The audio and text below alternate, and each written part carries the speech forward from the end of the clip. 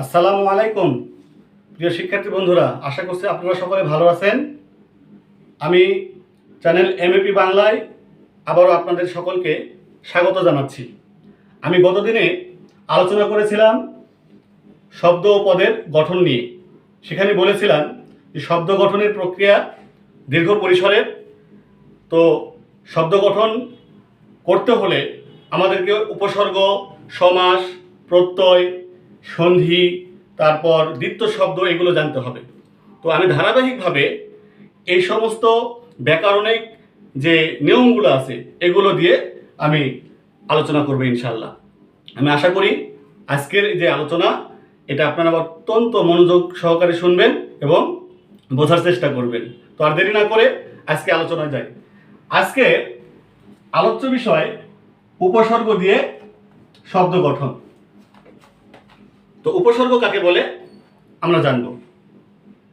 যে সকল অব্যয়বাচক অর্থহীন শব্দাংশ অন্য শব্দের পূর্বে বসে নতুন শব্দ গঠন করে সেগুলোকেই উপসর্গ বলা হয়। যেমন এই যে কাজ শব্দ আমি লিখলাম, কাজ, এই কাজের পূর্বে যখন আমি অ নামক উপসর্গ লাগালাম, যুক্ত করলাম, তখন এটা হয়ে গেল অকাজ।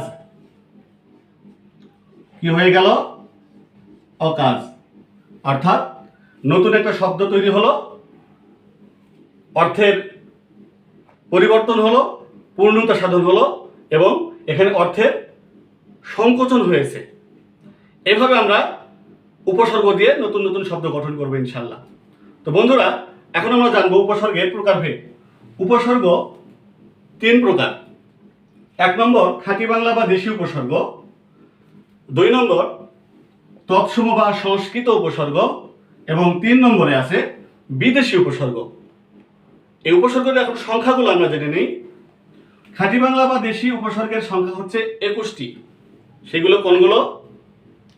অ, অঘা, অজ, অনা, আ, আর, আন, আবো, ইতি, উন, উ, কদ, নি, পাতি, বি, ভর, রাম, স, সু, সা এবং হা। এই 21টা উপসর্গ এখানে আমি বলে ফেললাম। এরপরে আমরা জানবো তৎসম বা সংস্কৃত উপসর্গের সংখ্যা হচ্ছে 20টি। যেমন প্র, পরা, অপ, সম, নি, অব, অনু, নির, দূর, বি, সু, উত, পরি, প্রতি, অতি, অধি, অভি, অপি, উপ এবং আ। তো শিক্ষার্থী বন্ধুরা, আমি কিন্তু অল্প সময়ের মধ্যে 41টা উপসর্গ আপনাদের সামনে উপস্থাপন করেছি। আপনারাও ঠিক এইভাবে উপসর্গগুলো মুখস্থ করে ফেললে খুব ভালো হয়। তাহলে নতুন নতুন শব্দগুলো গঠন করতে এবং চিহ্নিত করতে আমাদের অতি সুবিধা হবে। তো প্রিয় শিক্ষার্থী বন্ধুরা, এই যে আমি 41টা উপসর্গ বললাম, এই 41টি উপসর্গের মধ্যে 4টা কমন উপসর্গ রয়েছে, যেটা এমসিকিউ এ আসে। কোন 4টি উপসর্গের মিল রয়েছে? সে 4টি হচ্ছে আ, সু, বি, নি। এই 4টা উপসর্গ তৎসম এবং খাঁটি বাংলা উপসর্গের মধ্যে রয়েছে। তবে আমাদের মনে রাখতে হবে এই 4টা উপসর্গ বা যেগুলো তৎসম বা সংস্কৃত শব্দের পূর্বেই কিন্তু এই আশু, বিনি বসলে তাহলে হবে এই আশু, বিনি 4টা তৎসম উপসর্গ। এই আশু, বিনি আবার যখন বাংলা শব্দের পূর্বে বসবে তখন কিন্তু হয়ে যাবে বাংলা উপসর্গ। এটা আমরা খেয়াল রাখবো। তো বন্ধুরা, আরো একটা জিনিস আমি বলি, উপসর্গ শুধু শব্দের পূর্বে এককভাবে একটা বসে না, কখনো কখনো ডাবল বা 2টা উপসর্গ বসতে পারে। যেমন আমি একটা শব্দ এখানে লিখে দিচ্ছি, দেখেন, ব্যাকরণ, বি যুক্ত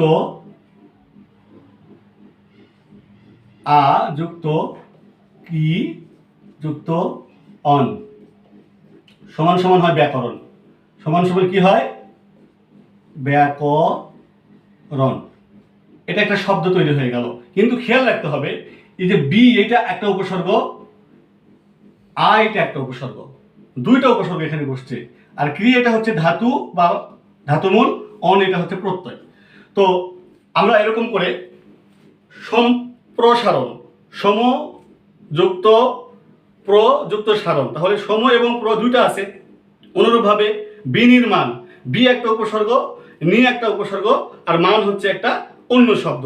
এরকম করে একটা নয়, কখনো কখনো দুইটা উপসর্গ যোগে শব্দ গঠন হয়।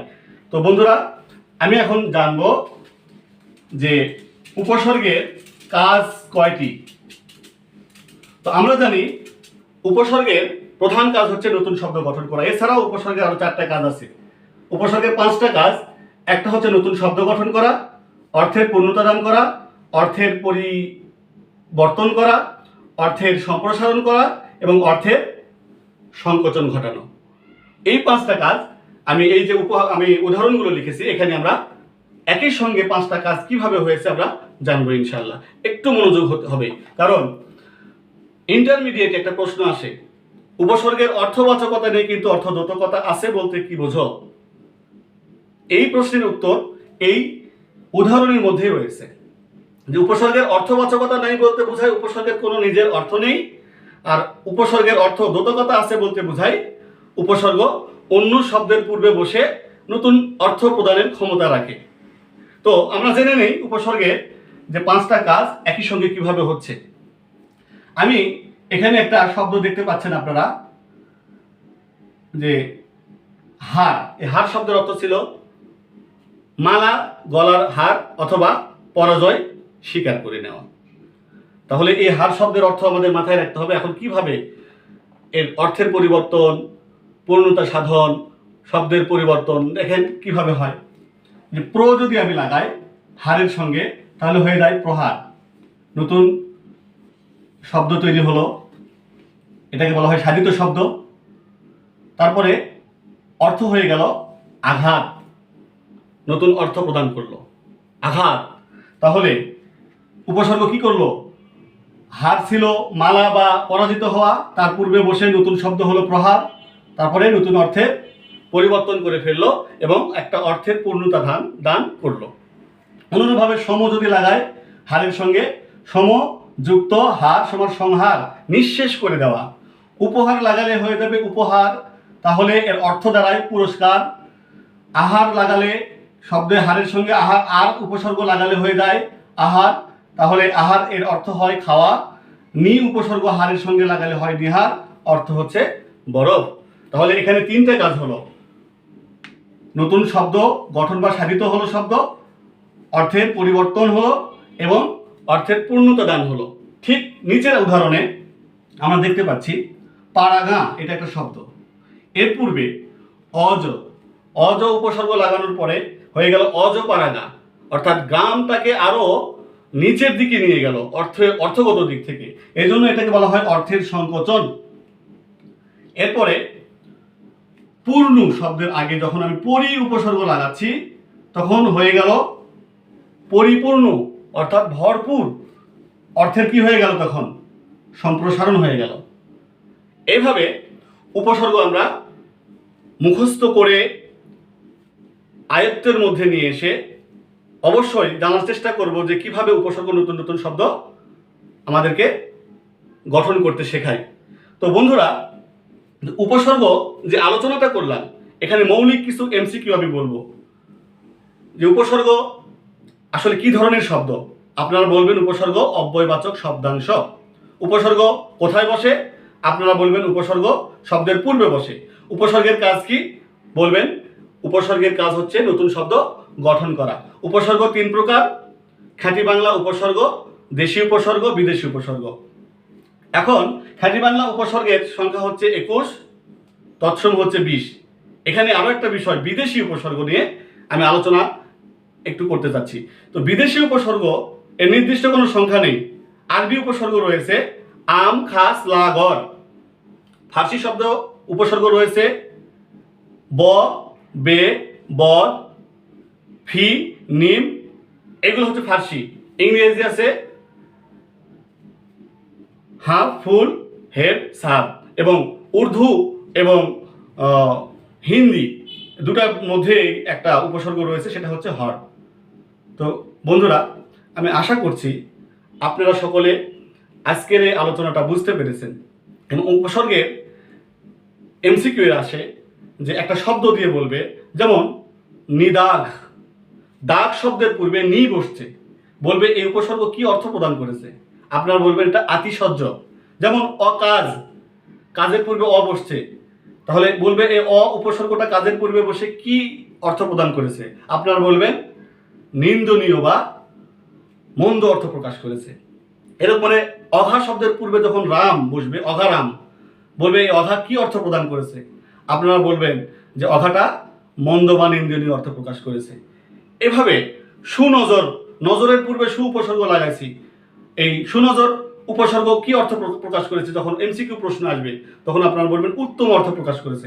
এভাবে উপসর্গের যে অর্থের দোতনা আছে, অর্থাৎ অর্থ তৈরি হলো, এই অর্থগুলো কোন উপসর্গ দ্বারা কোন অর্থ তৈরি হলো এটা অবশ্যই আপনারা দেখবেন।